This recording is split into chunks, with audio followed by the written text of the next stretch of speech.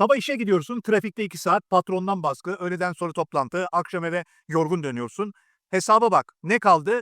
Kadın bu ay biraz sıkıştım diyor, sen sessizce transfer yapıyorsun. Seni soyan asıl şey bu değil. Asıl seni soyan şey, kadınlar para söz konusu olduğunda ne yaptığını henüz bilmiyoruz. Ve bu bilgisizlik seni her gün biraz daha yönetilebilir kılıyor. Peki kadınlar bunu nasıl yapıyor? Sen aslında delik bir kovaya su dolduran adamsın. Döküyor, dolduruyorsun, döküyor, dolduruyorsun ve hiç sorgulamıyorsun nereye gittiğini. Para zamandır. Sabah 7'de kalktığında trafikte geçirdiğin 2 saatte patrondan gelen mesaja gece 11'de cevap verirken sen sadece para kazanmıyorsun. Bedenini, enerjini, hayatından geriye kalan saatleri harcıyorsun. Para o saatlerin somutlaşmış hali. İstatistikler gösteriyor ki erkeklerin %80'i ilişkide finansal kararları tek başına veriyor ama bu kararların sonuçlarını ikisi birlikte yaşıyor. Yani sen kazanıyorsun, ikisi harcıyor. Şimdi düşün, birisi sana gelip senin zamanın benim zamanım dese ne yaparsın? Kapıyı gösterirsin. Senin emeğin benim emeğim dese gülersin yüzüne. Ama senin param benim param dediğinde sus ve öde. Neden? Çünkü bu cümle sevgi diliyle söyleniyor.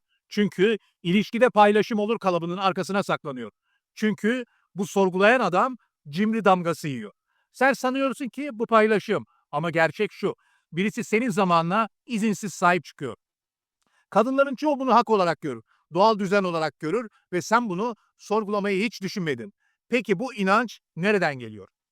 Bir arkadaşımın yaşadığı durumu çok iyi hatırlıyorum. Yıllarca çalıştı, biriktirdi. İlişkiye girdi. 3 yıl sonra hesabına baktığında ne gördü? Sıfır. Para gitmişti ama nereye gittiğini tam bilmiyordu. Asla fark etmemişti çünkü sistem onu görmemesi için programlamıştı. Para özgürlüktür diye bir kavram var. Anlamı basit. Kimseye muhtaç olmayacak kadar paran olduğunda hayır diyebilirsin. Kötü işten çıkarsın, mutsuz ilişkiyi bitirirsin. İşte özgürlük bu. Şimdi şunu düşün. Her ay hesabından para çıkıyor. Kesinlikle yasal, kabul etti. Ama şunu sormadı. Bu para gittikçe kaç seçeneğin azalıyor? Para ile özgürlük arasında matematiksel bir ilişki var. Biri azaldıkça diğeri azalır.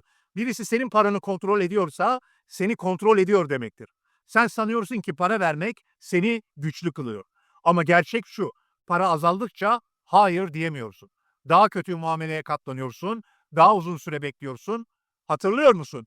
Bir karar vermen gerekti ama şu an olmaz, param yetmez dedin. O an özgür değildin. Peki sen bu kontrolü ne zaman fark edeceksin? 3 temel yanılgı var. Birincisi ilişkide paylaşım olur. Olur ama anlaşarak eşit koşullarda karşılıklı olarak. O kendi parasını ne kadar paylaşıyor? Kendi harcamalarını sana soruyor mu? Bunlar önemli. İkincisi ben böyle yetiştirildim. Evet, filmler bunu romantize etti. Adam kadına bakar, kalıbı zamanla adam kadına bakar ama kadının kendi parası kendinedir kalıbına dönüştü. Erkek hem geleneksel rolünü üstlendi hem modern eşitlik beklentisini karşılamak zorunda kaldı. Üçüncüsü, sevgi böyle gösterilir. İstatistikler farklı söylüyor. Araştırmalar gösteriyor ki finansal bağımlılık yaratan ilişkilerde ayrılma oranı %60 daha yüksek. Neden? Çünkü kontrol eden taraf bağımlılığı görünce değer vermiyor. Güç görünce ilgi duyuyor. Sen bu yanılgının içinde büyüdün. Okullarda öğrendin, filmlerde izledin. Şimdi ise farkında bile olmadan aynı kalıbı yaşıyorsun. Ve kimse sana bu döngüyü göstermedi. Peki bu döngüden çıkmak mümkün olabilir mi? Evet mümkün ama önce şunu kabul etmen gerekiyor.